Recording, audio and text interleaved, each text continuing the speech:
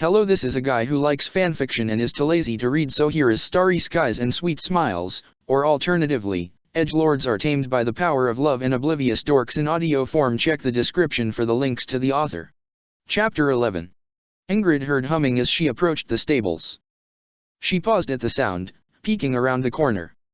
She didn't know why she was hiding, but she was glad she did, when she saw the cause of the sound. "Oh, Dort, would you like a song now?" Marianne asked. Her horse leaned his head against her hand, and Marianne laughed, before beginning to sing to him. It was a simple song, a prayer for good health often taught to children when they were first being introduced to the church. Almost unconsciously, Ingrid found herself humming along, which was not a good idea, because Marianne didn't know she was there. Eek! Marianne shrieked at the sound of someone else's presence, standing up from her stool and turning around in fright. Some of the horses bristled at the loud sound. Ingrid decided that remaining hidden was probably the worst thing she could do, and thus emerged with her bucket of grooming supplies. "I'm sorry to frighten you. I was just going to groom my steed," Ingrid explained hurriedly. "Oh. I'm sorry," Marianne said, keeping her eyes downcast. "I'll let you groom your horse in peace." Ingrid sort of panicked as Marianne tried to walk past her, and wound up saying, "You won't be bothering me. It's nice to see that I'm not the only one who cares for the horses." Marianne paused. "Would you like to stay?" Ingrid asked, wondering why Marianne was so skittish around people in general, and what she could do to change that. "We could care for them together." Marianne hesitated, before saying, "All right, if you don't mind me being here." "Not at all," Ingrid declared. "It's a pleasure." Marianne offered Ingrid the stool she was using, which Ingrid thanked her for as she began grooming her horse. "Your singing voice is very pleasant. Do you often sing to the horses?" Ingrid asked. Marianne let out a slight groan, still embarrassed she had been caught. "I do, sometimes. I apologize for eavesdropping," Ingrid said. "I just was amazed by the song, so I couldn't help but listen. No, I just have practice singing hymns to the goddess. That's all," Marianne insisted. Ingrid didn't quite know whether or not pressing on that subject would make Marianne uncomfortable or not, so she switched topics. "Do you spend a lot of time in the stables?" Marianne was quiet for a moment, and then, "Yes, I do," Marianne said softly. "I love taking care of animals. They're my friends." Ingrid turned towards the other girl and almost dropped her curry comb. Marianne was smiling. For all of 2 fractions of a second, before Marianne caught her gaze and immediately apologized for being so boring. Ingrid's response was a flustered, "No, it's fine. Of course I'm happy to hear that you also love animals. Do you ride?" "I do, sometimes." "Then, perhaps we could ride together," Ingrid offered. "Whether it's a leisurely walk or a race, I would love to spend time with you." Marianne looked a bit uncomfortable, so Ingrid amended her words, saying, "Though, I won't force you to. Seek me out if need be, all right?" Marianne nodded slowly, and the 2 girls finished up and left. They couldn't go to their rooms because they were next-door neighbors. So they both went in opposite directions, found a nice, quiet, isolated spot, and screamed. This meant that neither of them were there at the first meal with all 3 of the houses at one table, and neither of them knew what piece of exciting gossip happened this time. Fortunately for Marianne, she knew one of the people directly involved. And Ingrid, well, she was friends with Ash, who heard it from Sylvain, who heard it from Annette, who heard it from Mercedes, who was there alongside Dudu, which was frankly good enough. Supposedly, Hilda and Dimitri were at the training hall together, when. "So, what does your training routine usually look like, then?" Dimitri asked as he, Hilda, and Dudu walked into the training hall. Hilda had kind of gotten used to Dudu being the quiet guy who watched her to make sure she didn't break Dimitri's arm whenever he was present. Which was surprisingly not that often. Was he being distracted from his duties a lot or something? As he was listening to Felix call him a half-knight and tell him not to abandon his ideals, Ash sneezed. Claude, meanwhile, was off trying to see what happened if he locked Sylvain and Casper in a room together. "Oh, nothing special," Hilda replied casually. Just some weightlifting, stretching, and then leaving. Dmitri stared at her, and then asked how much weight she used. Hilda's answer almost made his eyes pop out of his skull. That's, you could lift Didu, he said simply. No, I couldn't, because he would crush me, Hilda said, before turning to Didu. No offense. None taken. No, but you, ignoring the height difference and size difference, could actually genuinely lift him, Dmitri said. Didu, how much do you weigh? Didu answered promptly. Hilda made a baffled expression at his words. Wait, no, I must have heard that wrong. There's no way, right? I mean, either that, or I misread how much it weighs. I mean, there's no way a weak girl like me could ever be that strong. Wordlessly, Dmitri went to grab the weight shelf. Didu didn't even react to Dmitri somehow managing to carry the entire shelf of all the weights together, so Hilda guessed she wasn't supposed to either. But that was seriously impressive. Holy shit. Dmitri set it down before her, asking her to grab what weights she usually used. This one is pretty light for its size, so I use this, Hilda said, holding a dumbbell weight the size of a manhole cover. That's the heaviest one they have at the monastery, Dmitri said bluntly. Eh? Seriously? Wasn't there another one? There has to be one. Hilda, do you not realize how incredibly strong you are? I'm not sure if I can take this seriously coming from you, considering that you literally just lifted all the weights they have combined, Hilda retorted. I don't understand why you're so insistent on calling yourself weak and helpless, Dmitri told her. You have incredible strength. So why? Hilda sighed. Look, Dmitri. I get that you're the type to believe in people, Hilda started off. But I'll just disappoint you, one way or another. She set the weight back on the shelf, looking up at Dmitri with a bright, fake smile. You either shape up or step down, you know, Hilda said, and, well.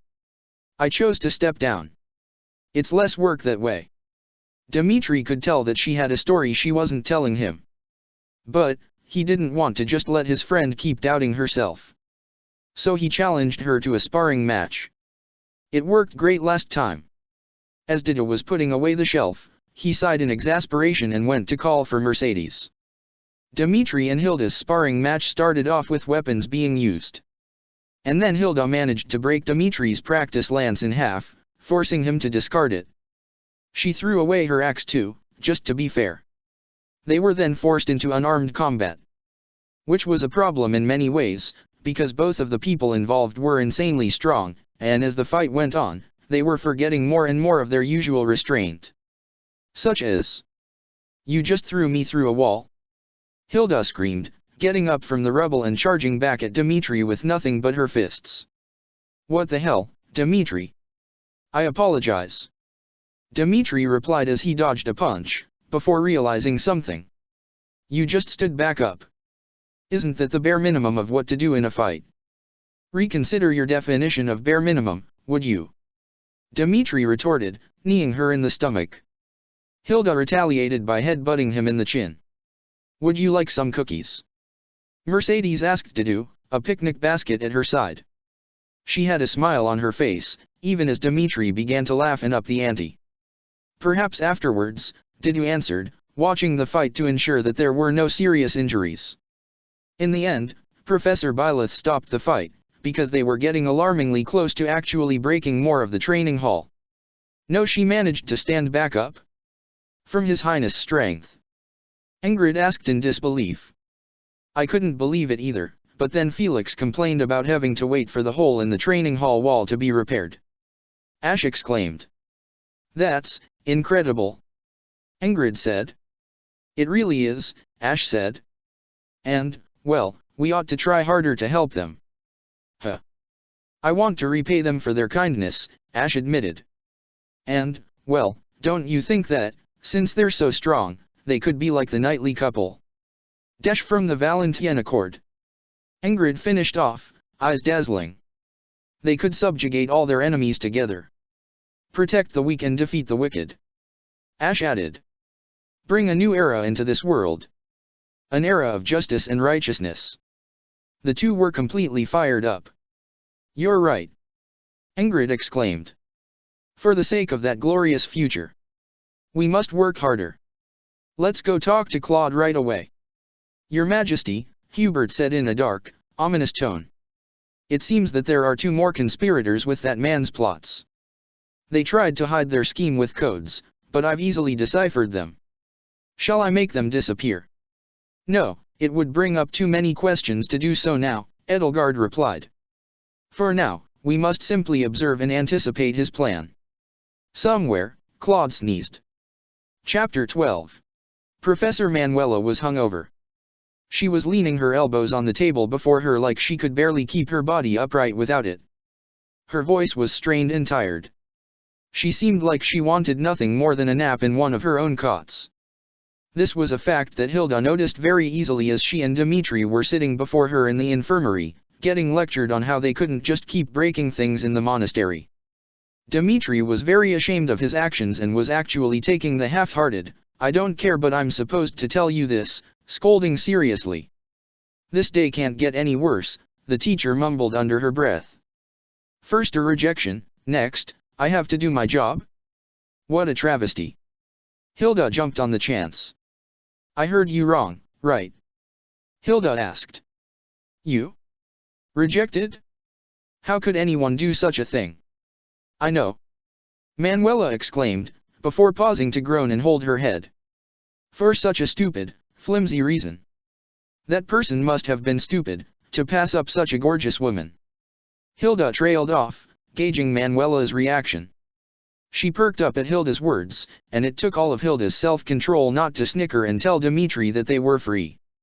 "I mean, you have such a beautiful voice, you care deeply for your students, you're intelligent and know how to heal. Really, what was that person thinking, passing on such a young, beautiful woman?" It was a critical hit straight to the heart. "Ah, you remind me of myself in my younger days," Manuela said. "Cute, charming, and witty. I'll let you and His Highness off with this little warning, but don't expect me to be so lenient if there's a next time." "Haha, of course," Hilda said, before standing. She tugged on Dmitri's sleeve, urging him to stand. "Come on, Dmitri, let's not waste any more of the professor's time."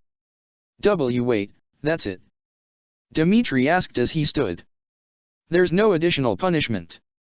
"Your feelings of guilt are punishment enough," Hilda replied. "You don't need to do more on top of that, Dmitri." Dmitri flinched at those words, which Hilda didn't notice as she dragged him along. Manuela giggled to herself as they left, before groaning and then falling off her chair. "Ah, really? It's such a good day.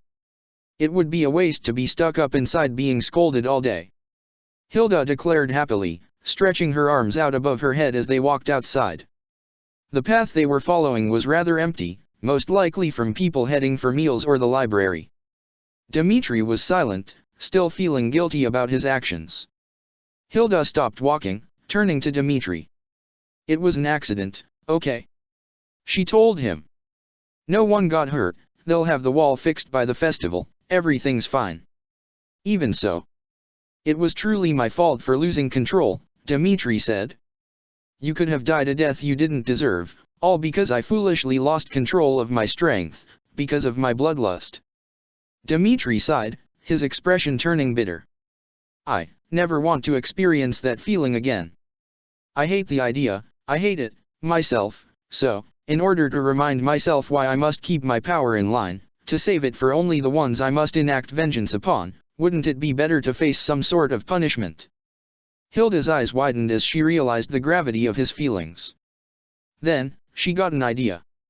"Then, let me decide what the punishment is, okay?" Hilda asked.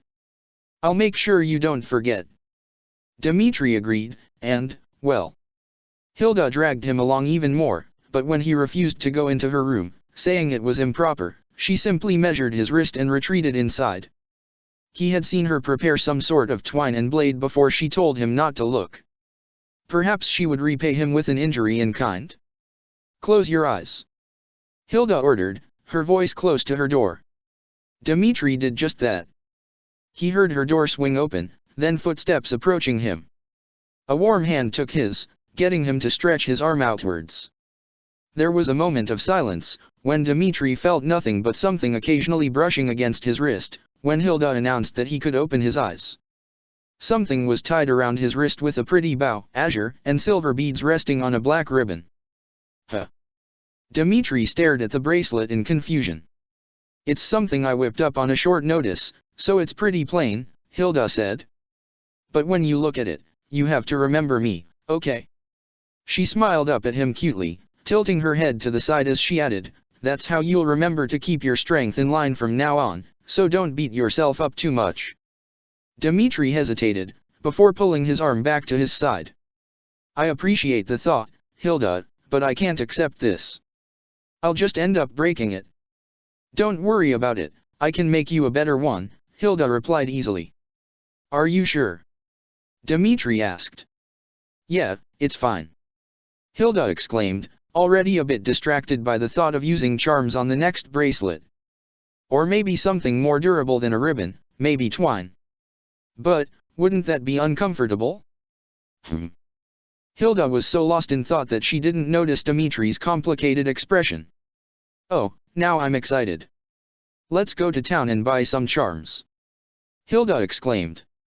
You have to choose the ones you like best, okay? Dmitri was stunned for only a second, before letting out a fond sigh. All right, he replied, smiling at her warmly. It would be my pleasure to accompany you.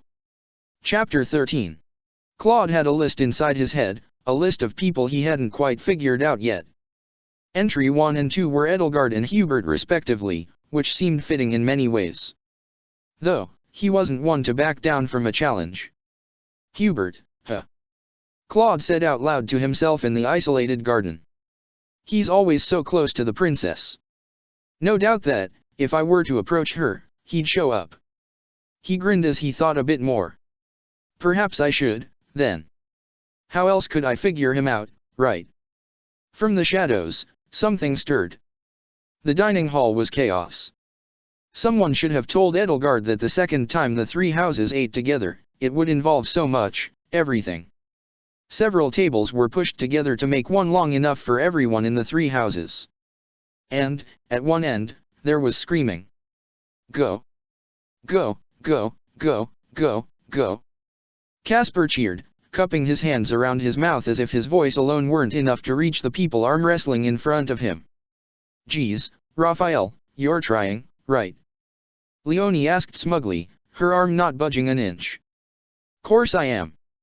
Raphael replied jovially. You're just stronger than you look. Leonie laughed. Dorothea was watching the match closely, in between large gulps of water. Caspar cheered once again, causing Linhard to groan next to him. Oh, what I wouldn't give to be in a grassy field on a clear day, Linhard said, thinking of how much he would rather be asleep. Ignatz, who has been sitting next to Raphael and awkwardly not knowing how to speak to the Black Eagles, brightened at the sudden conversation topic he actually could talk about. Yes, nature is astounding. When the wind is blowing lightly, the sun shining on all the blades of grass, there's nothing that could put your heart more at ease. Ignatz exclaimed. Linhard felt his eyes drift shut as Ignatz continued describing vivid scenery. The more Ignatz spoke, the more Linhard could visualize the perfect napping spot, so Linhard habitually nodded and grunted to get the bespectacled boy to keep going. Humph, making such a ruckus, the commoners are easily pleased by trivial things, are they not? Lorenz asked his tea partner. Individual commoners, perhaps, but commoners as a whole require diligent care to continue being satisfied, Ferdinand replied. Quite. It is our noble duty to care for them. Noble this, noble that, don't you have any other words in your noble vocabulary? Leonie asked bluntly. Dorothea held her head in her hands over the table, unable to suppress her blush any longer. Further down the table, Lysathea was on the verge of drawing up an entire schedule for Cyril to keep the boy well rested and well fed. Instead, she was secretly spooning her vegetables onto his plate when he wasn't looking. He was confused every time it happened. Beside Cyril, a confused Petra was asking Mercedes exactly what went into the dessert. Didu hastily clarified that meringue was light as a feather, not made of feathers. Annette laughed by Mercedes' side, before asking who made the dessert. Continuing on down, well, Ash had chosen his spot in front of Felix because of what he had to do, but it was a bit nerve-wracking to do it so simply. He was just staring at the swordsman in anticipation, until Felix snapped a quick, "What?" at him. "Here. Since you were so knightly before," Ash said hurriedly, almost throwing the candies at Felix. He didn't want to do it when his childhood friends were right there, but he had no choice. Felix looked like he was about to kill someone. "Huh?" Someone gave Felix sweets again. Sylvain asked, before smirking and nudging Felix. "Wow, you're getting popular." "Shut up," Felix retorted. Turning to Ash, he said, "I don't need these." Ash was stunned by how chivalrous it was to just reject compensation for his kind deeds. Ingrid looked over from her attempts to start up a conversation with Bernadetta and Marianne, an awkward smile coming onto her face when she realized that her friends were in an awkward situation.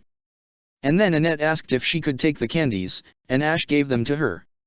She then distributed the candies amongst her sweet-toothed friends, including Ash. Ash sighed at the candy in his hand, before swearing to repay Felix another way. Finally, sitting across from the shy duo was Edelgard.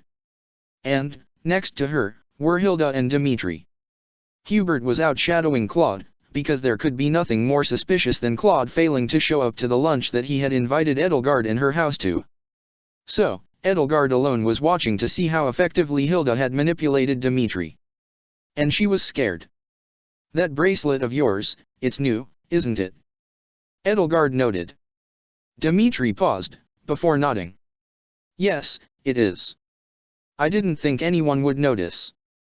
"I have a keen eye," Edelgard said. "Huh, I didn't know you were the type for jewelry, Your Highness," Sylvain said. "Oh, but then again, there was that time you were mistaken for Ingrid's little sister when we were younger, right?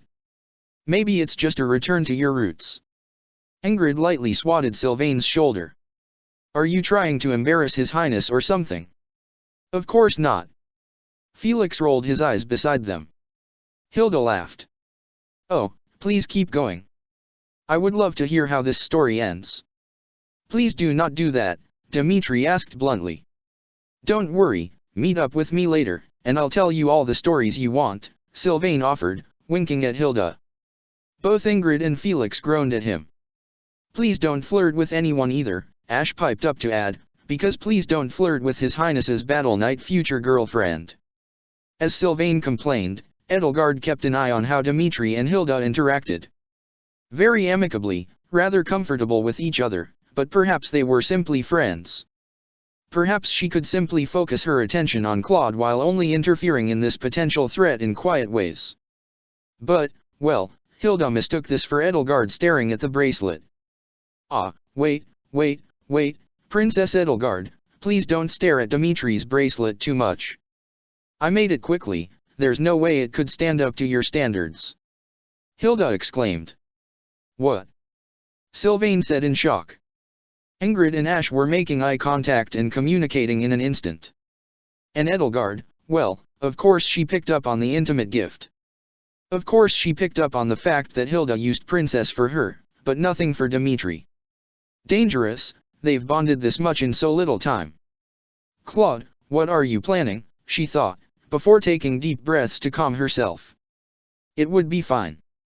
Hubert was tracking Claude. If he was doing anything suspicious, Hubert would. "Hey guys, sorry we're late," Claude exclaimed, pushing open the dining hall doors with an arm over Hubert's shoulders. Edelgard's eyes widened with fear as Claude sat down between her and Dimitri. Hubert sat at her other side as Claude greeted the others and laughed off a joke from Hilda. "Your Majesty, I apologize deeply for my absence," Hubert said. "Von Regan caught me and coerced me into listening to his inane questions and prattling." Edelgard instantly realized what Hubert was trying to tell her. Claude knew. He had interrogated Hubert. And, there was some sort of threat involved. As if he were mocking them, Claude instantly said, "Hey, we're all friends, remember? No need to be so formal." "Claude's fine." Edelgard couldn't help but despair at the sheer skill of her opponent. The conversations went on around Edelgard as she resolved herself to observe and analyze every move the others made. Then, one stray comment from Hilda in a discussion of the teachers set Edelgard's mind ablaze.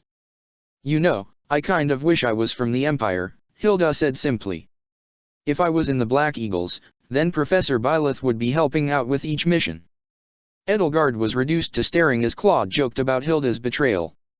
"Though, the Blue Lions would be a close second, since at least you guys have Professor Manuela." "We would gladly welcome you at any time," Dimitri said. "Hey! Show some loyalty to the Golden Deer, would you?" Claude demanded. "No way. I'll go with whatever lets me relax and have fun." Edelgard instantly translated this into something she could use. "If you prove to me that the Empire has more strong pieces like the Professor, I'd betray the Alliance to join you. And, if I can convince her to join me, then there's a chance I could use her to sway the prince." Edelgard thought. "But they would need to be much closer for it to have a chance of working. If I try to get them closer, and I fail to convince her, then I'll simply end up strengthening the bonds between the Alliance and the kingdom."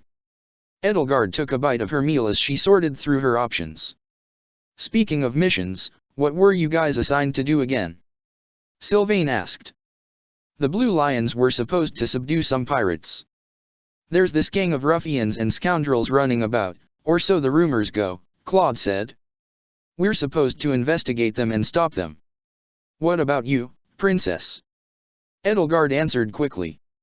"The Black Eagles have been assigned to stop the thieves who made off with House Gautier's relic." Instantly, several eyes went to Sylvain. "I see," Sylvain said simply. "Say, Princess, you mind if I come along?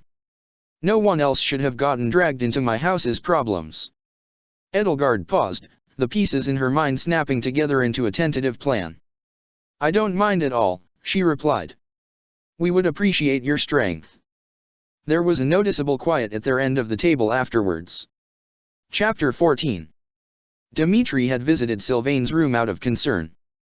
Sylvain had attempted to laugh off the prince's worries, but, after a while, had admitted that he had been a bit troubled lately. "Please, feel free to rely on me as you wish," Dimitri offered. Then, Sylvain paused and sighed deeply. "Your Highness, it pains me to see such a terrible thing happening." Dimitri nodded, knowing that it couldn't be easy to come to terms with cutting down his own brother. "I mean, you properly received a gift from a beautiful girl, so you have to give one in return. In fact, you should have been the one giving her a gift in the first place." Sylvain exclaimed. "Pardon?" Dimitri asked. "You have no idea how the world of wooing works, Your Highness. I oh so desperately want to guide you, but that would be meddling, wouldn't it?" "Hold on, your brother." Dimitri attempted, very much confused. "Are you not upset that you're helping stop him?" "What?" "No," Sylvain replied. "He was garbage. Always has been." "You're not saddened or anything?" Sylvain paused, before saying, "Hey now. A man's gotta do what has to be done. Even if I feel bad for him, well, it's not like we could start over on even footing." Dimitri remained silent. "It's better to focus on what can actually be changed," Sylvain stated, "such as your hopelessness with women." Dimitri sighed, before deciding to just let Sylvain do what he wanted this one time. "But, if you were ever to need a shoulder to lean on." Yeah, I'll come to you, all right." Sylvain replied easily. Dimitri could tell that the redhead wasn't likely to keep his word. "Now, how about we just head out and grab a gift for your new girl? Don't worry, I know just the place." They left as Dimitri denied the allegations of romance, prompting Sylvain to laugh. Now, this was still in a dormitory. And, well, sometimes, the walls were thin. Especially if someone was only 2 rooms down from Sylvain's door. Inside Claude's messy room, their conversation had been overheard and the information filed away for later. By Hubert, because Claude was out and they needed to break in to find out if Claude had written down anything of value. Unfortunately for them, Claude had ingeniously made it borderline impossible to find anything in his cluttered room. The only thing Hubert could find was schoolwork and textbooks. Until he overheard that bit of interesting information. He kept that in mind to report to Edelgard later and went back to searching, hoping in his heart that Edelgard was doing well on her own mission. Edelgard was on the verge of screaming, because her plan had almost completely gone off the rails. She wanted to get on Hilda's good side gradually, proving to the pink-haired girl that the Empire could offer plenty of luxuries and benefits. So, she started off with a small gift, a set of beads, small charms, and other things for jewelry making handed over near the gazebo. Edelgard told Hilda that she was impressed by her bracelet and wondered just what Hilda could do with fancier materials. That was supposed to be the end of that. And then Claude showed up. "Hey, what's going on here?" he had asked, as if he weren't probably watching from the shadows and waiting for this moment to strike. He was passing by while leaving the reception hall. "Princess Edelgard is so nice. She gave me these for jewelry making," Hilda exclaimed, and Edelgard's internal screaming was only suppressed with thoughts of "it's okay. It's okay. Her opinion of me and the Empire have gone up. I mentioned that it's easy to acquire these materials in the Empire. It's fine. Everything is going according to plan." "Oh, nice. You going to make me a friendship bracelet now?" Claude asked with a grin. "I felt so left out, you know." Hilda rolled her eyes. "Yeah, I was planning on making one for everyone anyways." Claude laughed, while Hilda turned to Edelgard and asked what sort of bracelet she would like. "Me?" Edelgard asked, eyes wide. "Of course," Hilda replied. "I mean, you were the one who gave it to me, you know? It's only right to make you one first." "Can't argue with that logic," Claude said while nodding with a grin. Edelgard's composure cracked, just the tiniest bit. "No, it's fine," Edelgard said. "I'm not too familiar with jewelry, so wouldn't it be better to gift your work to someone who could appreciate it better? Dimitri. Please give it to Dimitri." And then Claude spoke up. "Princess, I never would have imagined that you were the type to let some lack of knowledge sabotage you." "Pardon?" Edelgard asked, eyes narrowed in an attempt to discern what hidden meaning he could have slipped into his words. "If you're not familiar with jewelry, all you have to do is familiarize yourself," Claude declared.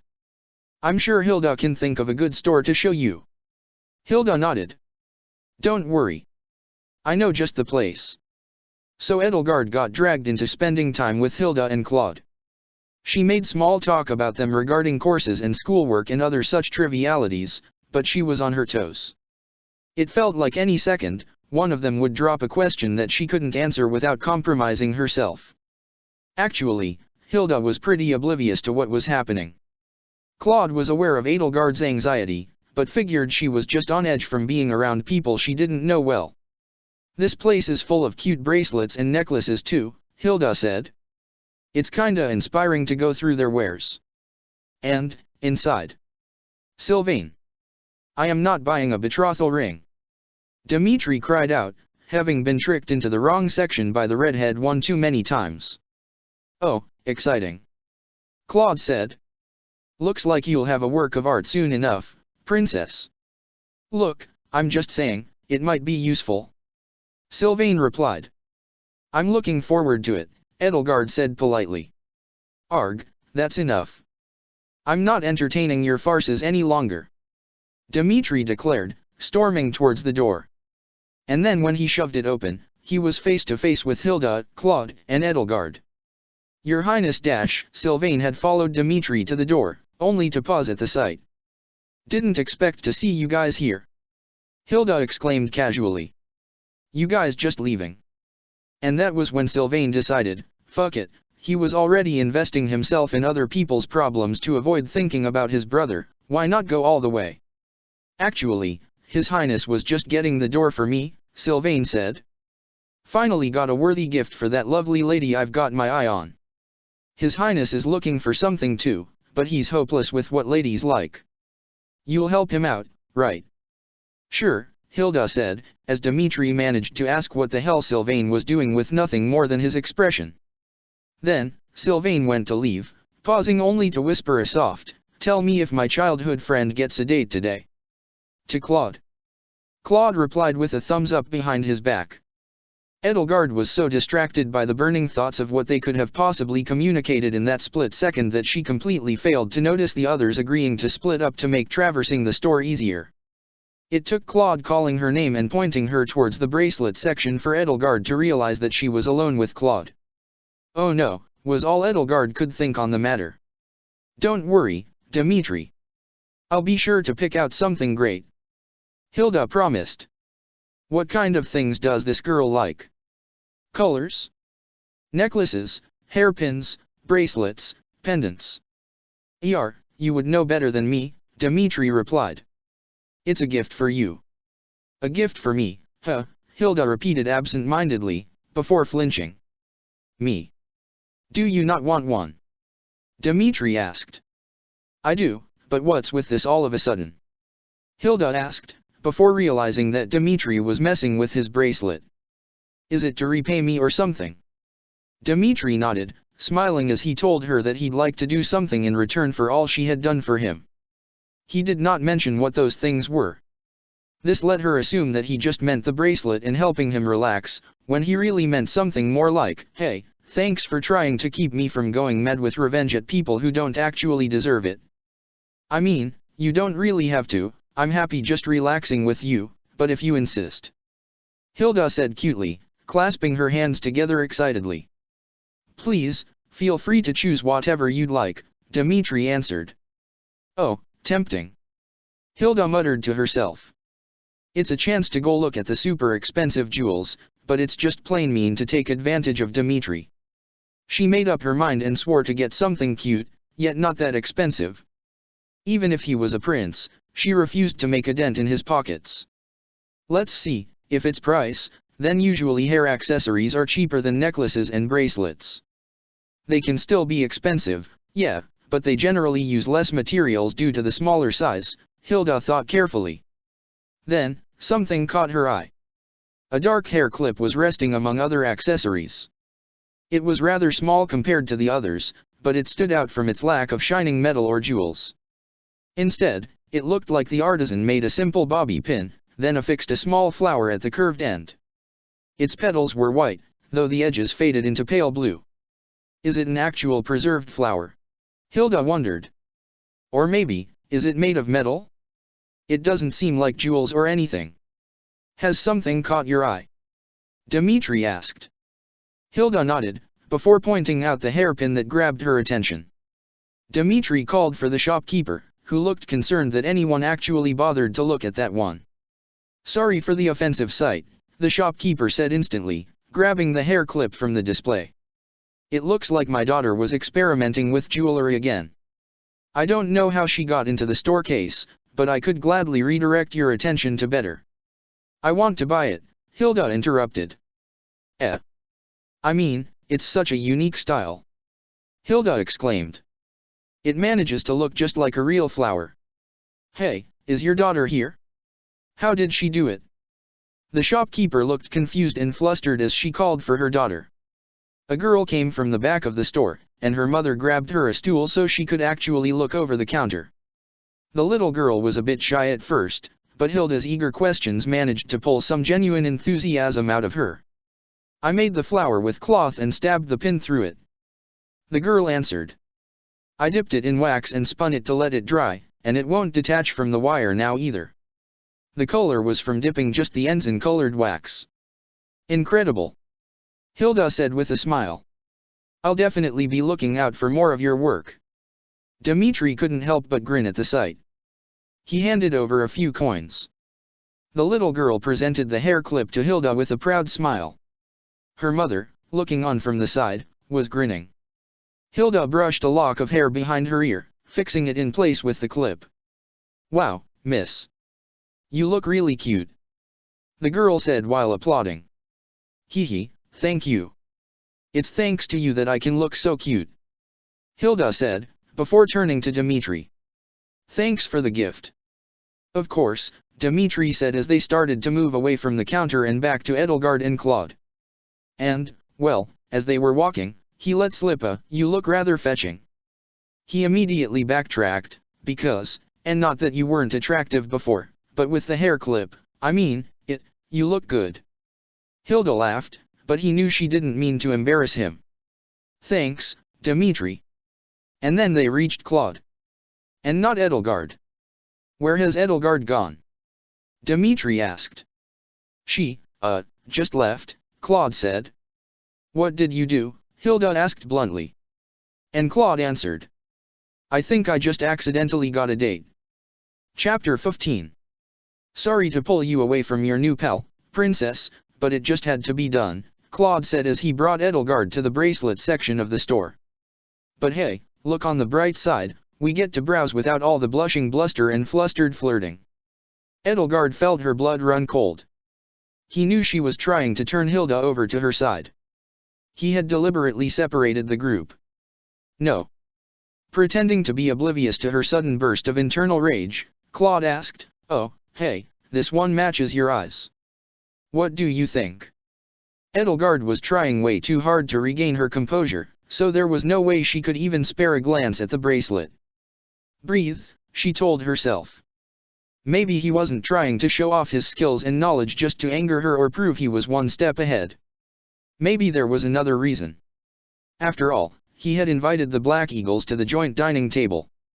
Maybe. Ugh, his intentions were too frustratingly confusing to be read into. Edelgard was just going around in circles. And then Edelgard decided, no. She would not continue to let herself be led around by the nose by this man. She would get her answers, she would get her goals accomplished, or so help her.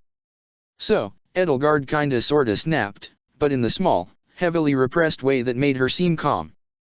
I think, Edelgard said, a certain aggressive edge to her voice, that we ought to sort something out between us. What are you talking about, princess? Claude asked. You are highly skilled in many domains, Edelgard said. You're cunning, intelligent, and charismatic. I constantly see proof of your proficiencies, because you keep shoving your scheming in my face. Claude paused, eyes widening. Whoa there, princess, you make it sound like you're interested in me. He exclaimed. Edelgard felt herself grin, giddy at the fact that she had finally done something to catch him off guard. I cannot deny that my interest has been piqued by you, our abilities, Edelgard stated. Is it the same for you? Do you have any interest in joining me? Or have you rejected my offer and become my enemy? Claude was more confused and baffled than anything. I think it's, well, you're not uninteresting, unattractive, but isn't it a bit too soon? Too soon? Edelgard echoed. Right. Claude calmed himself down quickly, shooting Edelgard a strained smile. As witty and charming as you are, there's no way I could possibly give you an answer right now. Edelgard repressed her urge to click her tongue, as Claude shrugged and returned to joking around casually. Heh, maybe after dinner, princess? With a bundle of flowers, too. Fine. Ha, don't worry, I was just joking with you. You shouldn't take everything so seriously, princess. You're way too easy to tease. Claude, Edelgard said flatly. I agreed. You, what? Claude asked. Edelgard grinned, because she had seen through him. She would not let his teasing catch her off guard and dissuade her from figuring out his intentions ever again. Are you free tomorrow evening? Edelgard asked. Yeah, but, wait. Then, I'll send the bouquet shortly. I'll see you at the front gate, tomorrow at 8, Edelgard said. Good day. And then she left, because she knew that, if she stayed longer, she would either become completely overjoyed at her first triumph that she would ruin everything, or accidentally reveal her hand to the master strategist. Holy shit, Hilda said. She had been napping in her room when a sudden series of frantic knocks came at her door. Hilda had been so ready to yell at whoever had woken her up, but then it was Claude before her. And he was holding a bouquet. Help, what do I do? Claude asked as Hilda let him into her room. Hilda shut the door as Claude took a seat on her bed. She actually got you flowers? Hilda asked, because she thought Claude was kidding when he told her and Dmitri that he got asked out by Edelgard. She thought that he had done something to make Edelgard storm off in anger. She did. Huh, Hilda said as she eyed the bouquet. She spotted orange flowers, blue flowers, white flowers, purple flowers, and an orangish-pink sort of flower. Did Edelgard just throw a bunch of flowers together or something? Actually, Edelgard chose her flowers carefully. Altogether, They were supposed to give a message of, "You are cunning, I am a lady dealing in deception, I will be faithful, watchful, and true, so please take a chance on happiness with me so we can conquer the world and win victory in battle." Which would be great, except Claude didn't know flower language. "There's a note attached too," Hilda observed, pulling out a paper attached to the wrapping. She cleared her throat and read it out loud for Claude. "Dear Claude, I'm sincerely looking forward to where this goes. The snapdragons can be used to create a stomachache-inducing poison. Edelgard." "Oh wow, she even thought of you and your poisoning schemes." Hilda noted in awe. She must be really looking forward to tonight. Claude was still confused and baffled, but he just figured that it couldn't be that bad. Like, if he fucked up, well, it would be very sad to screw up with a girl like Edelgard, especially considering how much she seemed to like him, but he would be fine. Probably. Hubert wouldn't kill him. Probably. So, Claude decided, he was going to do his best. This meant a prep session with Hilda and an intense Q&A on how to not screw up with dating girls. Hilda had managed to style his hair, get him into an outfit that was casual, but not too casual, and even gave him some pointers. "Basically, as long as you don't come off as a pervert, you'll be fine," Hilda said. "I mean, she already seems to like you a lot, so trying to act like something you're not would just turn her away." "Right," Claude said, nodding. Hilda laughed. "Wow, you're unexpectedly taking this really seriously, huh? Hey, I might be a schemer, but there's no way I'll just trample on someone's feelings like that," Claude exclaimed. Because, despite his general wariness around people, he had legitimately been unable to read Edelgard's actions and words as anything but the behavior of someone with a crush. A very, very bad crush.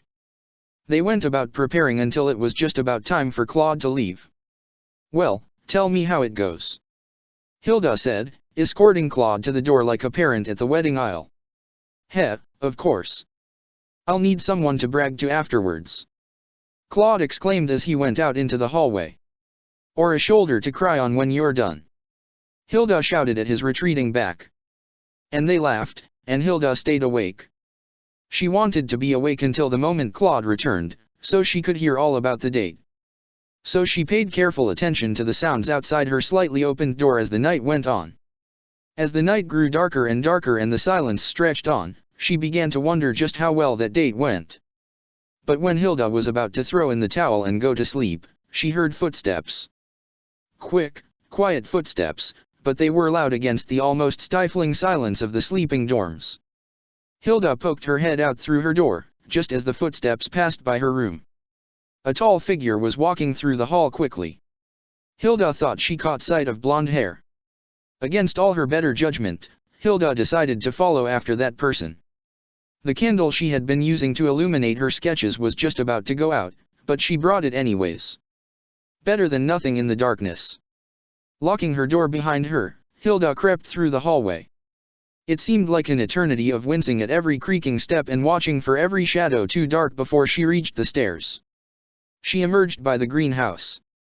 Her flickering candle was less than effective outside, but the moon and stars were out, bathing the school a somber blue. It was tranquil, spooky, and, well, cold. The night air was jarringly cold, something made worse by Hilda being in a simple nightgown. A gust of wind blew by, startling Hilda into dropping her candle. She stared with wide eyes at the fallen candle holder, feeling that everyone in the vicinity had heard the sound. "Who's there?" Hilda's eyes widened at the voice. She hadn't seen the figure in the shadows of the greenhouse. Instinctively, Hilda tried to back away, but the person stepped forward to investigate, stepping forward into the moonlight. And Hilda recognized him, and her feet refused to move any further. Dmitri. Chapter 16. Dmitri's posture was tense, even after Hilda called his name. He wasn't dressed like he was going to sleep, Hilda noticed. He was wearing black boots over matching pants. His dress shirt was stark white but messily done, the same bright blue cloak of his uniform thrown over his shoulders. Dmitri kind of looked like he was heading out. On the other hand, Hilda looked like she had just rolled out of bed, because she had. Her hair was loose and messy, plus, She was still wearing her sandals and long cream-colored nightgown. The two of them sized each other up under the moonlight, before Dmitri broke the silence. "What are you doing up?" Dmitri asked. "I could ask you the same thing," Hilda replied, stepping forward to meet him. "Can't sleep?" Dmitri paused, before saying, "I'm simply taking a walk." "Mind if I come with you, then?" Hilda asked. A moment of silence bubbled up, swelling with Dmitri's hesitation. Hilda waited, making it clear that she wouldn't intrude if Dmitri wanted her gone. Dmitri let out a soft breath, before bursting the silence with a quiet, "If that's what you would like." Hilda smiled, moving to Dmitri's side. Dmitri was quiet as they started walking. His tense posture and anxious silence, his quick steps, as if something were chasing after him, even though he usually slowed down to match her pace. There was something wrong, wasn't there? Hilda was worried for him. But she didn't know how to tell him about it. Instead, she turned her attention to the site of the school at night. The crescent moon hung over them, its light just beginning to emerge. The stars were shining down brightly, the lights reflecting off of the lake's still, dark water. "It kind of looks like there's two skies," Hilda thought. It was the kind of sight that made one want to sit and admire it until they lost track of time. And Hilda would have loved to, especially if she could get Dmitri to admire it too. If it weren't so cold. Dmitri didn't seem to mind the cold, but Hilda was freezing. Curse her short-sleeved nightgown. A gust of wind passed, making Hilda shiver. Dmitri paused, turning around to face her. Hilda realized with dread that she had broken the silence. Geez, it's supposed to still be warm out, but it's actually pretty cold at night, huh?" Hilda said in a hopefully casual manner, even as she was hugging her arms. Dmitri was silent, so Hilda kept trying to talk. "Though it might be that I just never went out at night before? Who knows?" She almost sighed when there was no answer, looking up to gauge Dmitri's expression. When suddenly, he draped his cloak over her shoulders. "Huh?" Hilda stared up at him in confusion. "You have to keep yourself warm," Dmitri said simply, "otherwise, you'll get sick." Dmitri said that in a normal tone of voice, like everything was fine and there were no problems. But he couldn't fool Hilda's nagging intuition, telling her that his voice was too forced, that there was a reason for her concern. "You won't be cold, right?" Hilda asked, wrapping the cloak around herself. It was still warm from Dmitri's body. "Fairgus is much colder, even on its warmest nights," Dmitri replied with a smile. "This is nothing." Hilda felt her heart sink. Dmitri was just going to play the gentleman and avoid the subject. And somewhere in between thoughts of whether or not she was overstepping her bounds, whether or not it was best to just leave it be, Hilda decided that she simply didn't want to leave him be. "Thanks," Hilda said with a grin. "Hey, Dmitri. In exchange, can you follow me? I want to show you something." "All right. I mean, it's not too far. It's literally right in front of us," Hilda said. She was actually just leading him up the steps to the dining hall, even though the dining hall had long been locked up and closed for the night. Hilda wasn't aiming for that anyways. Her goal was the vantage point it offered, the balcony that let one see the pond reflecting the light of the stars and the moon. They stopped before the railing. Hilda went right up to the edge, while Dmitri stayed 1 or 2 steps back. "It's pretty, right?" Hilda asked quietly, like she was afraid her voice would disturb the still air. "It is," Dmitri agreed, even though his tone, his expression, they made it clear he wasn't really looking at anything. His head, his heart were somewhere else entirely. But, Hilda felt like she could pull him back. She had made up her mind to talk to him and made sure he knew. "You know, you remind me of my brother," Hilda confessed suddenly. "Your brother?" Dmitri echoed. "Yeah." Hilda leaned on the railing, staring out at the night sky. "He's strong, handsome, smart, charming, nice, everything. It wouldn't be a stretch to call him perfect." "I remind you of someone like that." Hilda turned her head towards him, moonlight softly illuminating a sad smile. "You do?" "In both the good and the bad ways," Hilda said. "Because, my brother, well, he always tries so hard to meet everyone's expectations, you know? He tries so hard and gets so crushed when he disappoints people, even though he's already trying his best. When she looked back at him, a troubled expression was on his face. That's why I get worried about you, Hilda admitted. You seem like the type to force yourself to become what other people want, even if you don't want anything to do with it. Dimitri's eyes widened, and for a moment, he wondered if she saw them too. The ghosts following his very move, whispering their wishes into his ear. Then, Hilda started to speak again, and Dimitri focused on the sound of her voice. Right now, what you're doing is enough. You're doing fine, so don't worry. It's enough to just be yourself and relax and all that, okay? Hilda told him. She let out an embarrassed laugh, suddenly a bit self-conscious. I guess what I'm really trying to say is, well, I'm on your side. Whether you decide to trust me or not, I'll be supporting you. Dimitri hesitated, before giving her a slight smile. Thank you, Hilda. It makes me happy to hear you say that, Dimitri said. But, Hilda echoed. I simply had a nightmare, Dimitri told her. That's all. Hilda had the sneaking suspicion that that was not all, because if a nightmare was as small of a deal as he was making it seem, he probably would have just stayed in his room and tried to go back to sleep. But she didn't want to outright call him out on it. She wasn't entitled to hear all his deepest fears and thoughts. That's fine, Hilda replied. It's fun talking to you, so, even if it's pretty sad, I'll be okay with listening to you. Dimitri sighed. You seem to have a knack for seeing right through me, he said. He stepped forward and leaned on the railing next to her, keeping his eyes downcast. It was a dream about the people I've lost, Dimitri confessed. I saw them die, while I was once again powerless to stop it. Hilda realized something, then. And she felt stupid for not realizing sooner. She knew that Faergus didn't have a king. If pressed, she could probably say that his assassination also took out other important members of the kingdom, but that information, well, it just didn't affect her most of the time. She forgot the news of the tragedy, because it just didn't involve her. But that distance meant that she didn't make the connection between Faergus being kingless and Dimitri being fatherless. She didn't know what to say, really. I'm sorry, it must have been hard, there, it's going to be okay, they all seemed so worthless. So Hilda said, but that's a dream. That's the past, and you're right here, right now.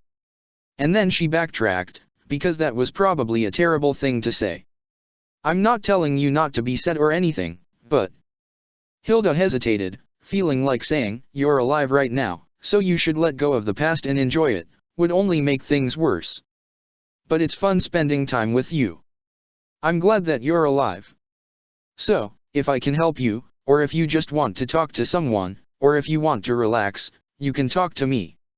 She didn't know if that was the right thing to say. She didn't even know if there was a right thing to say. But she wanted him to know that he wasn't alone. Thank you, Hilda, Dimitri said simply. Well, I'm not quite ready to share that story yet, but I appreciate it. No worries, Hilda replied. Take your time. I won't think of you any differently if you confide in me, okay? Really, thank you. Hilda felt herself smile. She felt like maybe Dimitri would be okay. There were people around him to support him and care for him, so he would be okay. That kind of thought made her feel calm. The wind blew past them, and she asked, Hey, do you know any stories about the stars? I'm afraid I don't, Dimitri answered, finally looking out at the sky like she wanted him to. Me neither, Hilda admitted. With a dreamy kind of lilt to her voice, as if she weren't quite paying attention to her own words, Hilda went on. I don't actually pay much attention to the stories about the stars. I know the story of the goddess and her star, but that's about it, really. But, it's still really pretty, isn't it? Her gaze went up to the night sky above. Makes me feel small, in a good kind of way. Like, all my worries about the future, everything I worried about in the past, none of it matters right now. It's so pretty that I can't think of anything but this moment, or something like that. And Dimitri stared. And Dimitri understood. You're right, Dmitri told her. His eyes were on her figure, her smile illuminated by the moon and the stars. It's beautiful. Chapter 17. That was a great meal, Princess. Claude exclaimed happily as they left the restaurant. Thank you oh so kindly for your kindness. Humph, well, I'm glad you liked it, Edelgard said, though she was a bit miffed. Claude had carefully kept their conversation away from topics like him becoming her partner, in reforming the world, and her interest in him, and his skills. So, the entire conversation had mostly been about trivial topics such as school, the friends they had made, upcoming events, and the food. Her only consolation was that Claude had asked plenty of questions about her, meaning that he held a certain interest in her offer. Edelgard's eyes caught fire as she resolved herself to either turn Claude and Hilda into allies or destroy them as enemies. Claude laughed, and for a moment, she feared he had already read her intentions. No, this was Claude. He probably saw through her intentions the moment she invited him to dinner. I had fun, Claude told her. My high expectations have been met. You had such expectations of me? Edelgard asked.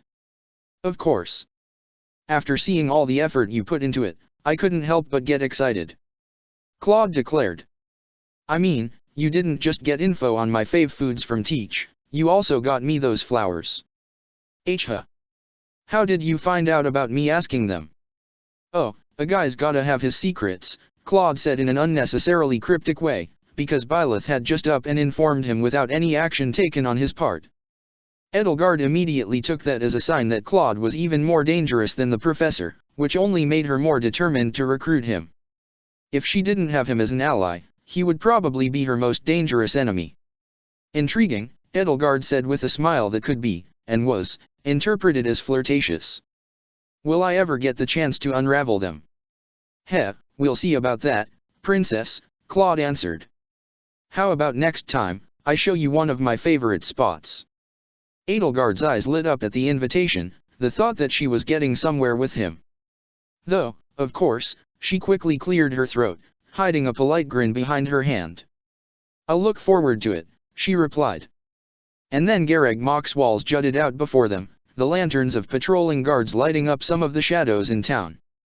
The two of them immediately took cover behind a nearby house, peeking out as they watched the lights go by.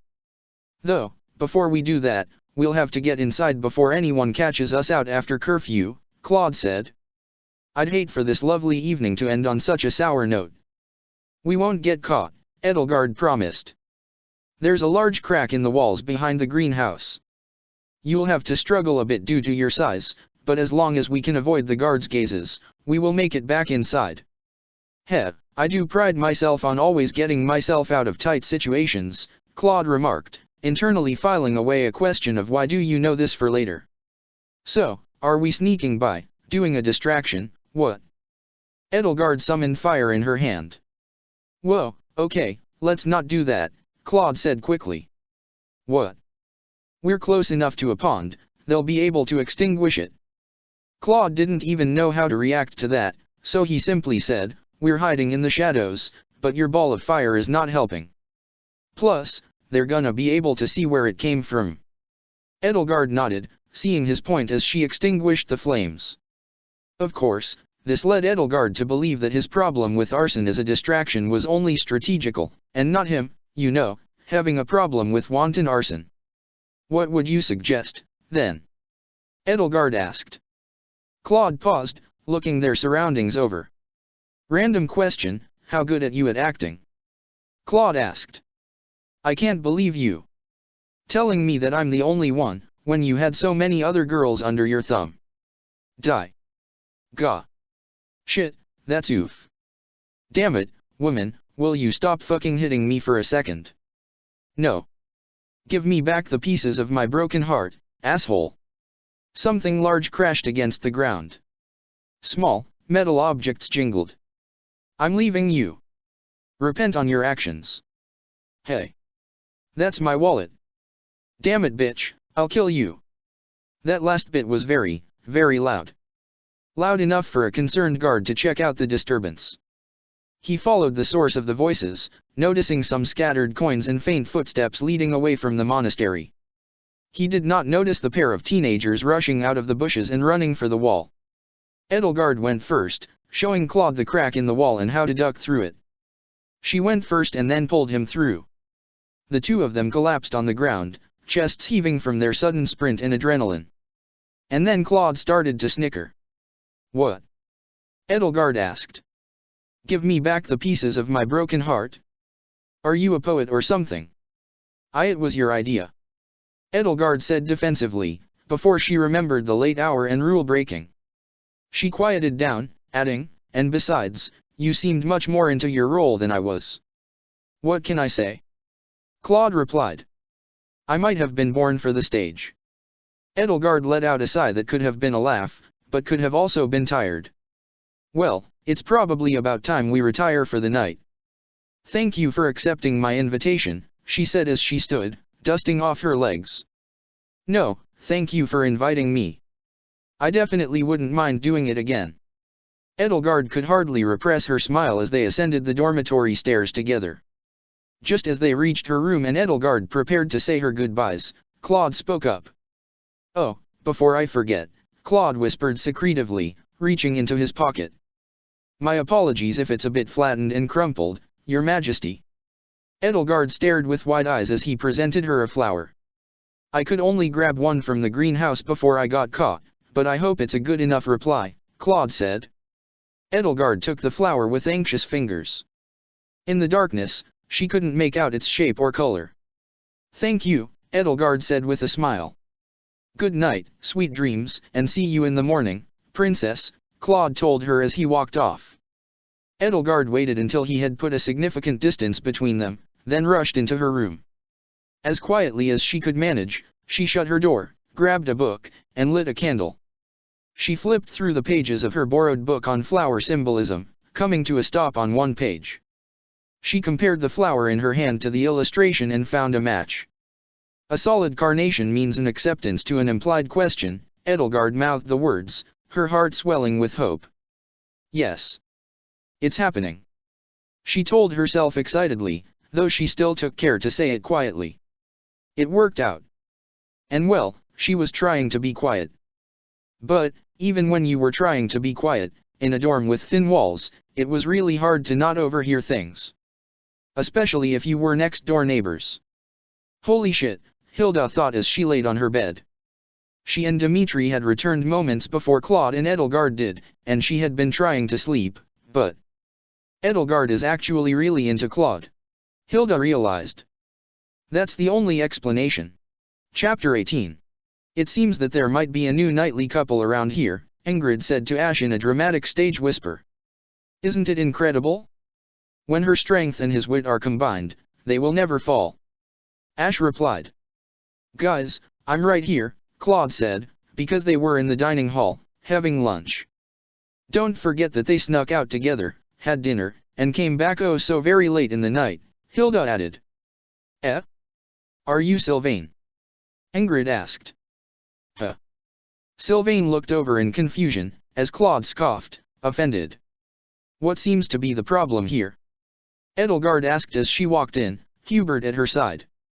"Oh, nothing, just some gossipy hens, pecking away at whatever scraps of info they can get on our date," Claude answered as she sat down next to him. Edelgard didn't even react to the fact that he called it a date, because she thought he was teasing her again. Meanwhile, everyone else thought that the reason she didn't react was because it was a date. Hilda smiled at the sight of everyone eating together, only to notice the conspicuous absences at the table. She looked around, spotting Dida heading to the kitchen. Without a second thought, she went to follow him. "Dimitri's sick." "I'm not sure," Didu answered, mixing together a nice warm stew. "His Highness was a bit feverish and he didn't seem to have slept at all last night, but he insists he is fine. I'm making this for him as a precaution." Hilda felt a mix of concern, anger, and a bit of guilt, because on one hand, him giving her his cloak could have contributed to his possible illness, but on the other hand, "Faergus is much colder, this is nothing, my ass." "So, is he resting right now?" Hilda asked, wondering if maybe she could help Didu care for him. "No. He's training." "What? Why?" Hilda asked flatly. Why would you let him do that? I cannot force him to rest, Dida said simply. Oh hell yes you can. Hilda screamed. Arg, hold on. I'll drag him to his room. Hold on, what are you going to do to His Highness? I'm going to make him stop being an idiot. Hilda exclaimed, before turning to run. Dida was so concerned. Claude exchanged a look with Ash and Ingrid. Ash went to take care of the stew so Dida could chase after Hilda. Ingrid pulled Mercedes away from a conversation with Ignatz about Art of the Saints to go to the training hall. Claude went and borrowed a quill from Linhard and paper from Lysithea, then rushed off. Edelgard and Hubert were stunned by the seamless leadership and communication between the three. Hubert swore to learn to interpret Edelgard's glances just like that. Edelgard swore that, the moment she next ran into Claude, she would either learn from him or join forces with him. Except Ash and Ingrid, well.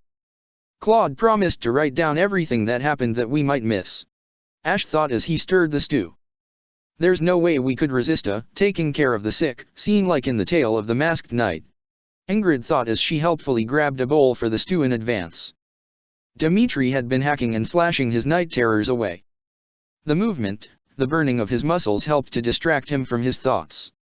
He was so fixated on forgetting that he didn't even hear the rushing footsteps. Your Highness, look out.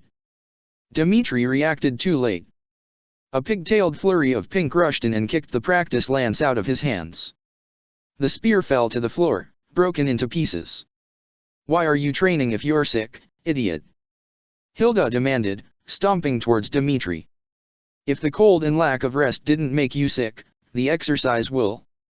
Dmitri instinctively backed away, trying to stammer out no, I'm not sick, please don't worry, but then Hilda grabbed his collar and yanked him down to her eye level.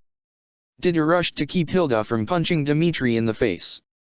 Unfortunately, Hilda was not attempting to punch Dmitri in the face. In fact, she then gently took his face in her hands, and pressed her forehead to his. Dida slowed down to a very confused stop. Dmitri, your face is burning up.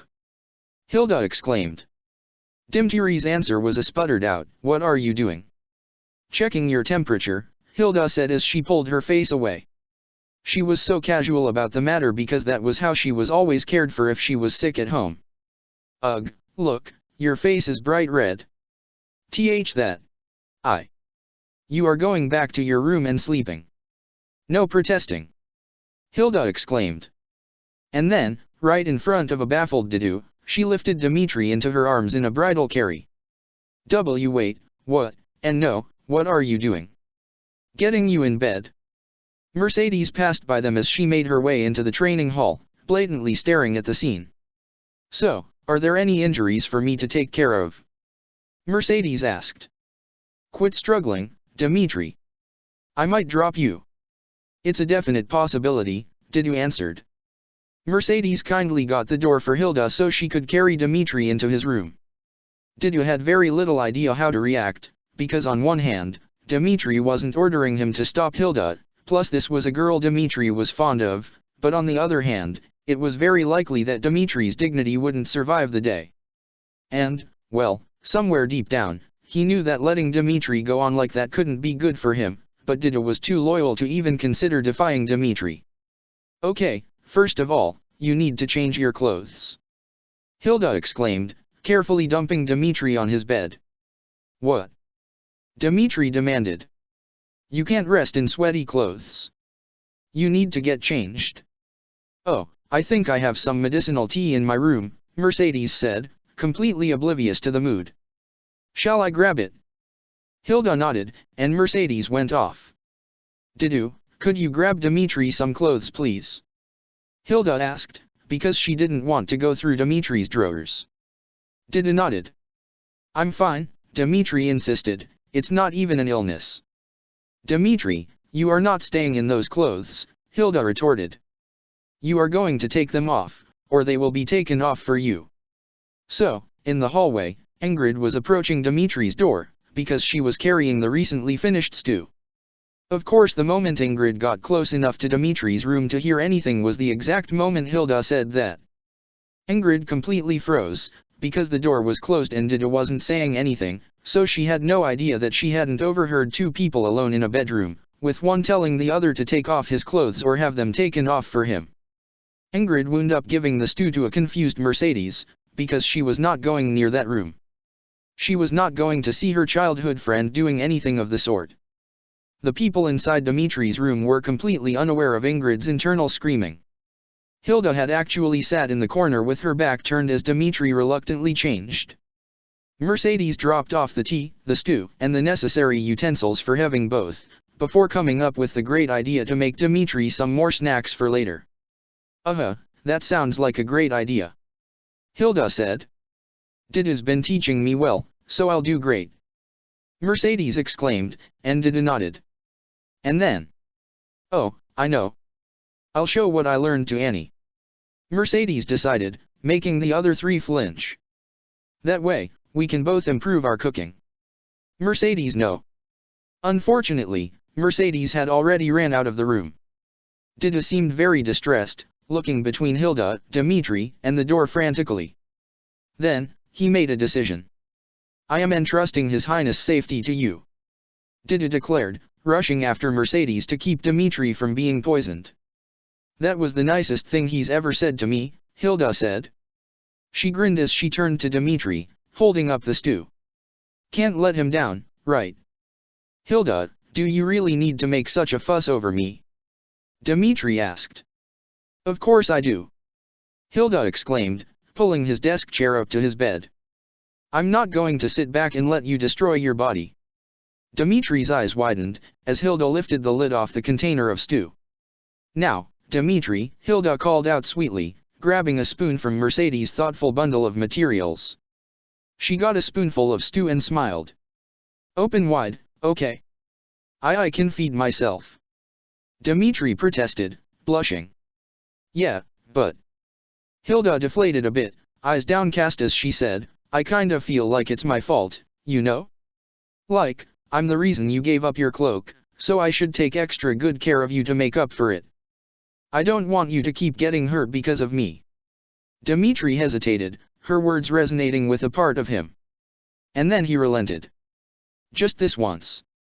That brought the smile back to her face. All right. Say ah. Hilda was happier as the stew gradually disappeared. Not enough to erase the nagging voice in her head telling her that she kept screwing up, first with his arm, now with his health, but enough to make her feel like she had helped.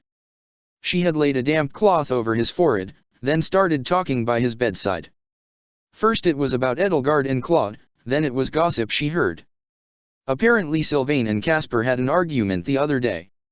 Lysithea, Annette, and Cyril were studying together and it was adorable. Bernadetta managed to last longer outside her room, Raphael said. Stuff like that. She talked about anything and everything that popped into her head, as Dimitri's responses grew quieter and quieter, until he stopped responding at all. Good night, Dimitri, she told his sleeping face. Have peaceful dreams, okay? By the time Dida had successfully stopped Mercedes and Annette from burning down the kitchen, Hilda had fallen asleep too.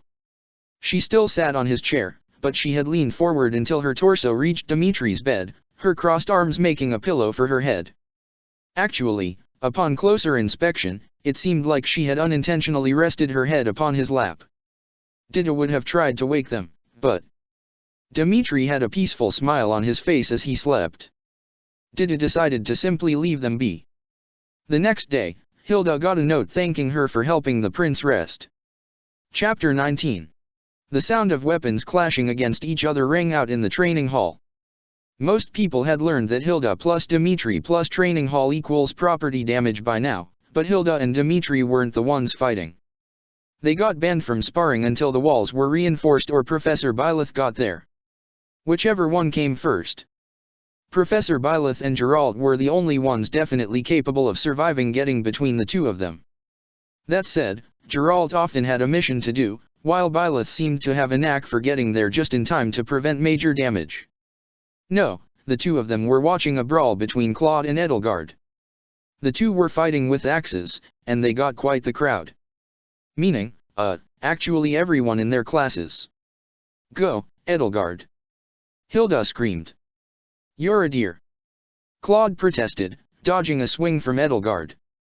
"Looks like I've stolen away your lieutenant, Claude. What else should I take from you?" Edelgard asked in a smug tone that could be, and was, interpreted as flirtatious. "Your dignity? Your loyalty, and service." "Arg, I didn't realize how effective this distraction, flirting, during a fight tactic was until now," Claude said, fighting to repress a blush. "Enough. Let's just settle this." "Fine by me." The two charged at each other, as Dmitri went to whisper to Hilda. "Are you really cheering for Edelgard?" he asked. "I love Claude and all, but there are some times I just want to see him get hit with a giant wooden axe," Hilda replied casually. Love?" Dmitri echoed, staring with wide eyes. "Oh, not like that." Hilda rushed to correct. "I mean, Claude is taken. And even if he wasn't." Hilda paused, because she had to mentally consult her checklist of desired traits in a partner. Claude was from a good family, He was easy on the eyes. She knew he was a good man, despite his scheming.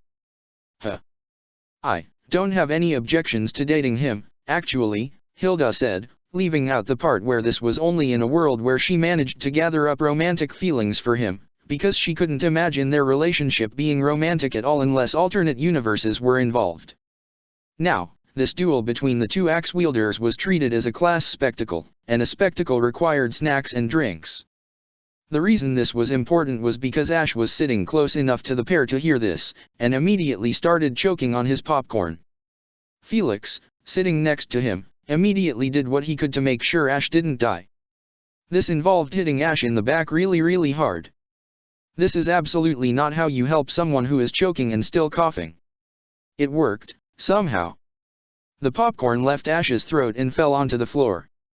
But in the process, Ash's body had been propelled forward, and to avoid losing his balance, Ash grabbed onto the nearest thing he could.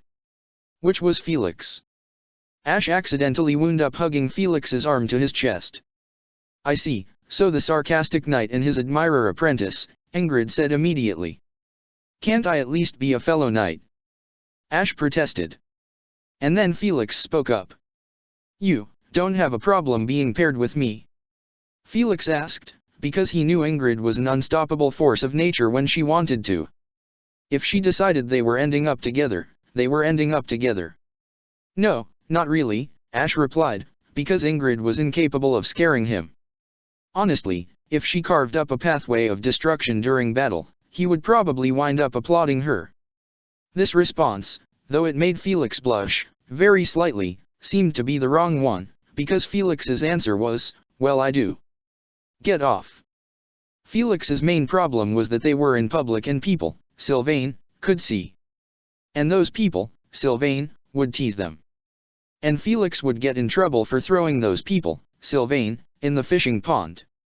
Claude was busy flirt fighting with Edelgard at the moment, but he would definitely have things to say about the situation when Ingrid and Ash told him. And the first thing would be, "Hilda, what the fuck?" "I know what Hilda's standards are, but there's gotta be more than that," Claude said, looking over a paper with Ash and Ingrid. "What would a girl want in a romantic relationship?" Ash wordlessly gestured to Ingrid, who was a girl. "I don't think I'll be very helpful," Ingrid said in a panic, because this was about Hilda's feelings for a guy and she was having feelings for a girl. "Listen, literally anything would help right now," Claude replied. "Then, someone you can hold in your arms," Ingrid offered, blushing. Ash patted her on the shoulder comfortingly. "Ash, what about you?" Claude asked, and then it was Ash's turn to blush. Ash paused, because he accidentally remembered the strength of Felix's arm. "Muscles." Claude paused. Ash covered his bright red face with both hands. Ingrid was whispering comforting words to him as she patted his back. "We need to get Dimitri's shirt off in front of Hilda. The dude is ripped." "No, we don't," Ingrid replied instantly. "We really do not need to do that." "Plan B, then," Claude said. "What's Plan B?" Ash asked, because he hadn't even realized there was a Plan B. Claude excused himself from the table and ran out of the Golden Deer classroom. Ingrid and Ash overheard the sound of a conversation just outside. Oh. Princess. I was looking for you, didn't expect to see you so soon. For me? What for? What do you want in a romantic partner? You. Wait, no. Oh, was that too blunt? I thought that was a business proposition. No. I meant the traits that you would like. Cunning, upper arm strength, witty. Princess, please. I think Claude might be dying, Ash said. No, let's leave them to their flirting, Ingrid replied, already writing Edelgard's list down. Won't you take my hand, and forge a new world with me? Princess, please. What's this? Hilda asked as Claude handed her a sheet of paper. I'm helping you figure out your options, Claude said. Options for what? Hilda asked flatly. Oh, you know, guys and romance, Claude answered. Love and hearts and such, you know. Hilda scanned through the paper's contents. There was a list of names, set next to lines for an answer. At the top of the page, there were a few things written. Comes from a good family, good looks, good heart, and would take care of you. Hilda quickly realized that she would fill in the lines with a checkmark for whether or not the person would fit that criteria. The names were in reverse alphabetical order by last names. Hilda looked up to ask Claude why he had even included himself in the list if he had crossed out everything and filled in his lines with, sorry, best friends only, but he was already gone. Hilda just shrugged and decided not to bother questioning it. It actually did seem helpful, even if it was either a roundabout way to confirm that they were platonic friends only or a way to reassure Edelgard that he would never cheat. So, why not try it? And then she realized that the first option was Hubert. Good family, creepy looks, his heart was full of malice and Edelgard, and he probably wouldn't take care of anyone not named Edelgard. No. Then it was Claude, who already crossed himself out. Hilda wrote a quick affirmation of his words of friendship. Von Hevering, Linhard, good family, not too bad on the eyes, fellow lazy person, but this meant that he wouldn't take care of her. Pass. Von Berglies, Casper. Good family, kinda cute, nice, but loud. So, maybe? Not really, but maybe. Von Aegir, Ferdinand, good family, pretty okay in looks, he seemed pretty good as a person, but Hilda didn't know him that well. Plus, wasn't he tea buddies with Lawrence? She would feel like she was stealing Ferdinand from the guy. Pass.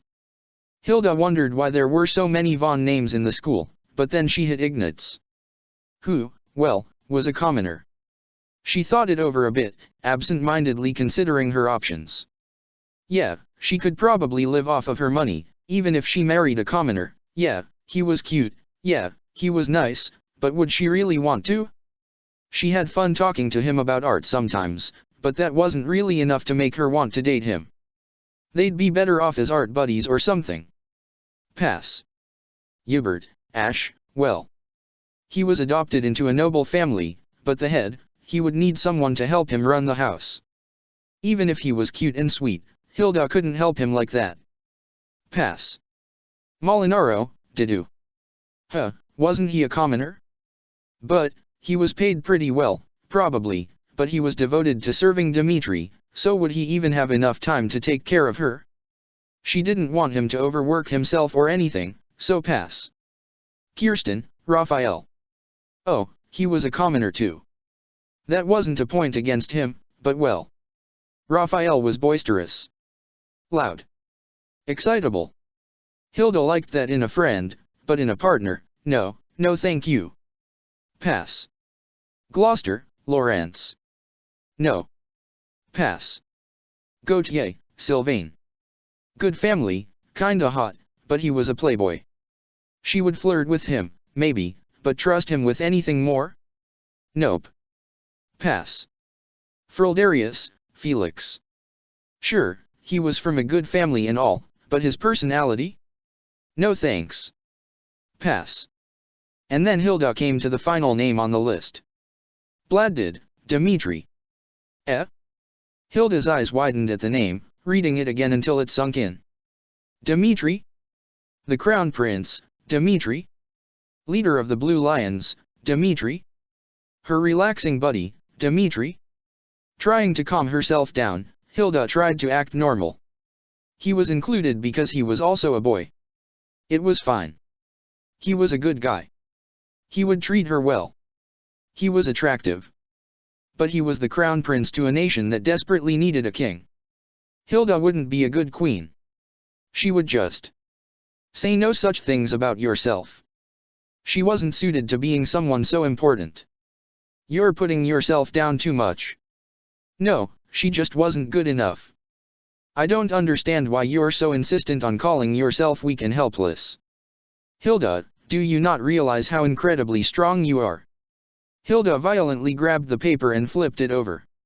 She slammed it on the table, unwilling to think on it anymore. She was stunned to find that there was writing on the back.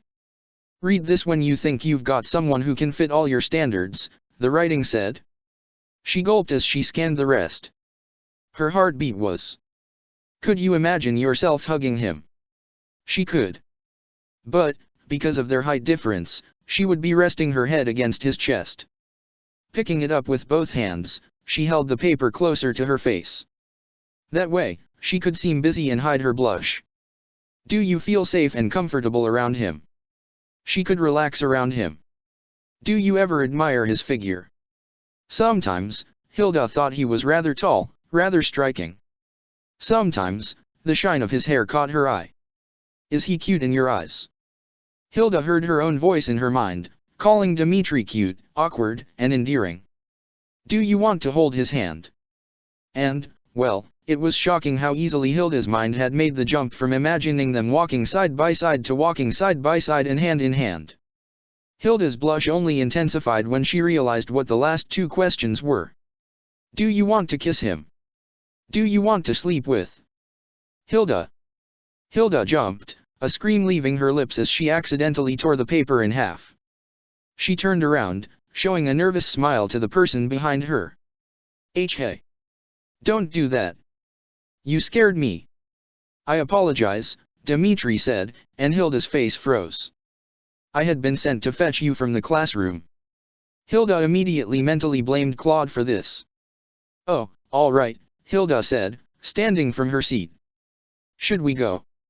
What about your paper? Dmitri asked. Hilda laughed, before taking the halves and ripping them into even smaller pieces. Then, she crushed the tiny pieces in her fist. It's just a worthless love letter from some guy that only wants me for my looks and money, Hilda lied easily. I'll drop it in the trash bin as we leave. Dmitri seemed to accept this as an answer, and they left. Hilda did drop the paper in the trash bin as they left, but if she wound up staring a bit at Dmitri's hand as they walked, well, no one but her would realize that she was only trying to act normal. Everything was fine. Really. Bonus. As someone I can feel safe around, Bernadetta had said. Muscles, Dorothea had answered. I'm not going to answer such a stupid all right, stop that. Fine. If they're, Ernest. Felix froze as Sylvain asked if Ernest was another word for cute in the background. Ingrid took Felix's reply as a yes. Sleep together, Linhard had said, because his idea of taking a nap together had not gone through enough mental filters by the time it left his mouth. With the reports of most of the students, the trio did their best. Should we include girls? Ash asked. I'm writing this by hand, Ingrid retorted. My hand will fall off if we include that many names. Sorry, my handwriting sucks, Claude said. The three were very meticulous about their process. Okay, so for emotional impact, his name should be last, Claude said. Maybe reverse alphabetical order. Ferdinand von Aguirre, Ash replied. Von names go in the V section. Claude decided.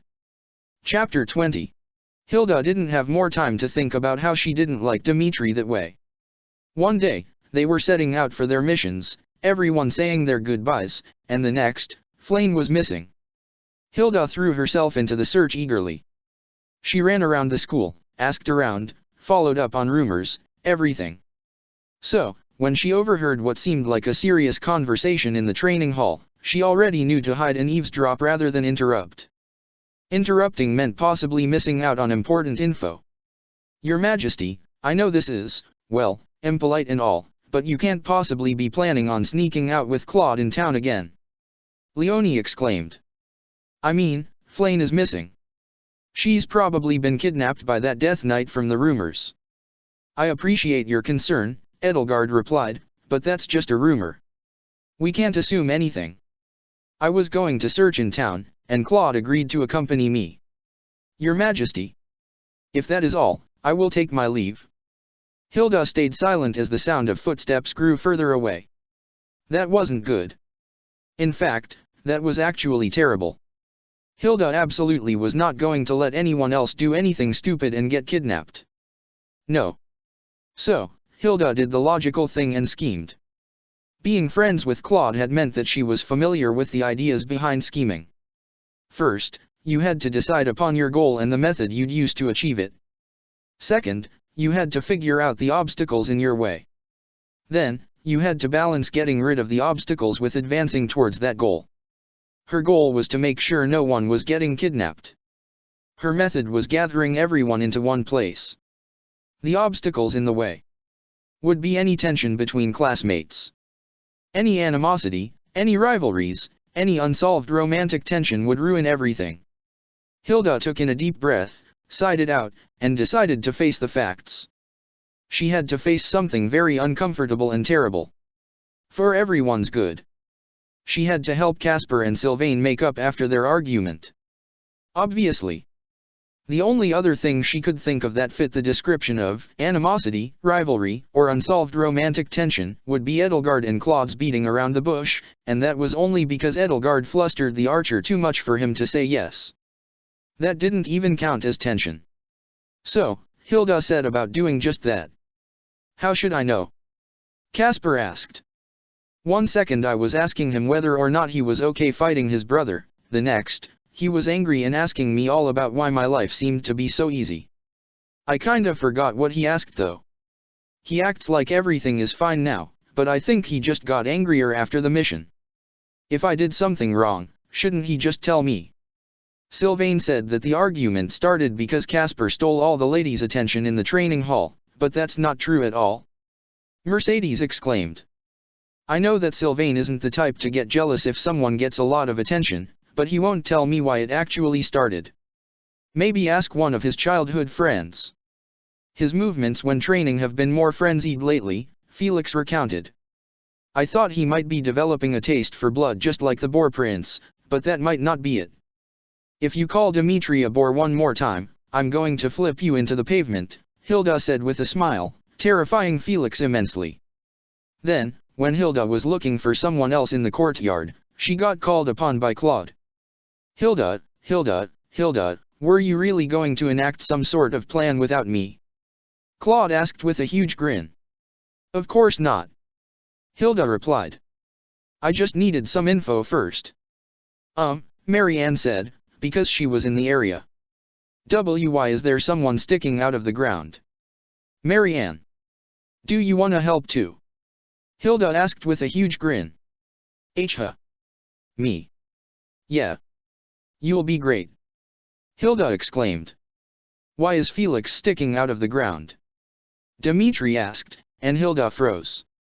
Oh, yeah, I was hanging out with Dimitri before, mind if I bring him along? Claude asked, and Hilda knew he did this on purpose. Absolutely not. Hilda declared, because screw you, Claude. She didn't have feelings for Dimitri. In fact, just look at how much she did not have feelings for Dimitri. Claude looked on as Hilda grabbed Dimitri's hand in both of hers. Hilda was excitedly chattering about how Dimitri being involved was perfect. She would tell him and Marianne and Claude her ideas right away. Hilda was internally boasting to herself. Look. She was holding Dimitri's hand, and she wasn't even blushing. She was acting as normally as ever. Hilda completely failed to realize that Dimitri was stunned and trying to repress a blush, something Claude was internally cackling at. Dimitri's description of Sylvain was that Sylvain was a good person, but his relationship with his brother had always been strained, because Miquelon lacked the crest that Sylvain had had since birth. Miquelon had been disowned and became vengeful. Though, Sylvain remains silent on what happened during the mission with the Black Eagles. Dmitri concluded. Hilda nodded along, thinking she had an idea of what happened. Caspar was the second son of a noble house, but he didn't have a crest. Though Hilda didn't know much about Caspar's older brother, Caspar didn't seem to have a problem with his big brother at all. And Caspar himself, he was free. He had never been expected to become heir to his family name, he could chase after whatever dreams he wanted. Sylvain was probably jealous that Caspar had never gone through suffering because of crests, plus, Caspar is pretty blunt and tactless. He might have accidentally said something to set Sylvain off. It probably wouldn't have been easy, but she would do her best to help them. Along with her friends.